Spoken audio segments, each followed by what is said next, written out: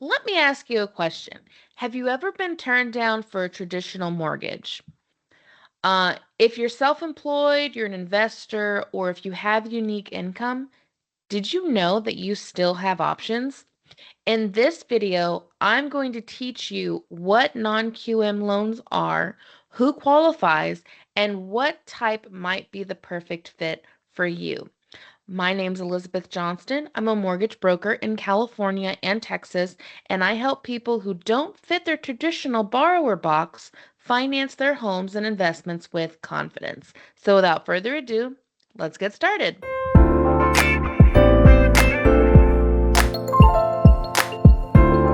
So let's start with the basics. What does non-QM stand for? And it stands for a non-qualified mortgage. All that means is that the loan doesn't fit the strict guidelines of Fannie Mae or Freddie Mac. Doesn't follow FHA, doesn't do any of that. But that doesn't make it risky or shady. They are fully compliant programs designed for borrowers who have, are you one of these? Non-traditional income. You have a high net worth but low reportable income. You have a real estate portfolio. You have limited credit history.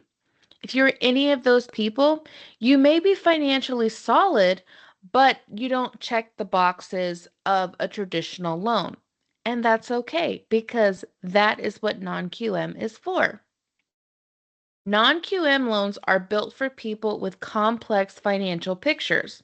So again, if you're self-employed and you have a lot of tax deductions, I get it, but this is the type of loan for you.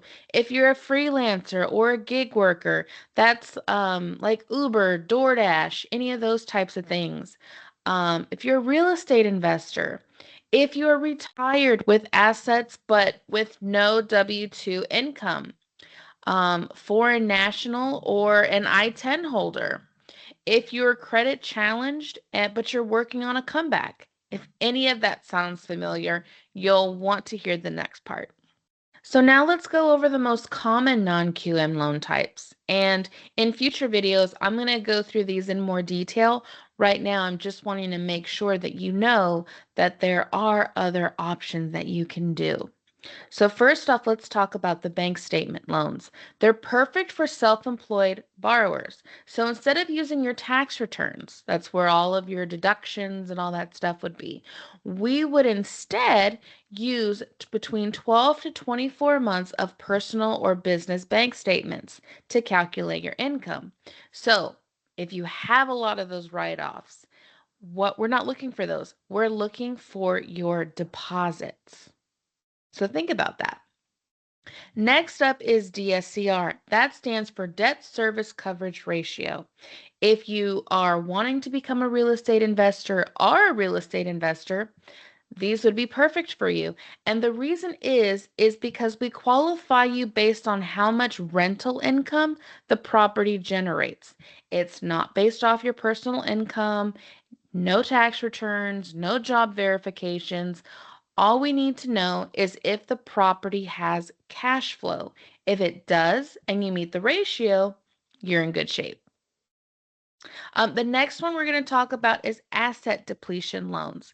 And this is based off of your liquid assets. That's your savings, your retirement, or your investment portfolios. Anything but monthly income. So great for retirees, early exiters, or people that have a high net worth. And of course, if you are an I-10 person, again, these are designed for borrowers without a social security number, but they use their individual taxpayer identification number, I-10. Yes, you can still become a homeowner with a non-QM loan.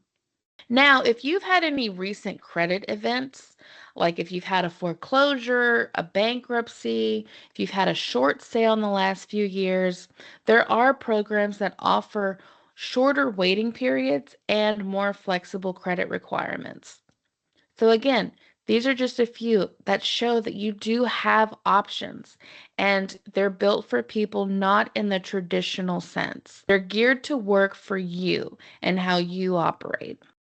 So now that hopefully you're still with me, I've got you thinking, okay, well, how do I get one?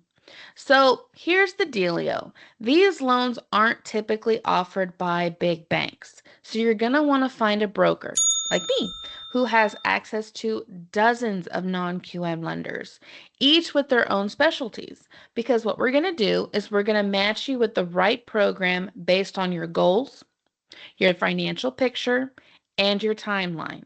So if you've ever been told no, or you just want to know your real options, reach out to me. Again, I'm in California and Texas, and we can all help you map it out. So, guys, I want you to know non-QMs are not a one size fits all. I hope I did explain that.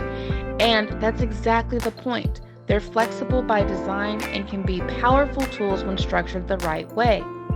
So, guys, if you found this helpful, please like and subscribe, and be sure to check out my next videos where I'll take a deeper dive into each non-QM loan type. Again, my name is Elizabeth Johnston. I'm your mortgage partner for Outside the Box Financing. So let's finance forward together, and I'll see you in the next video.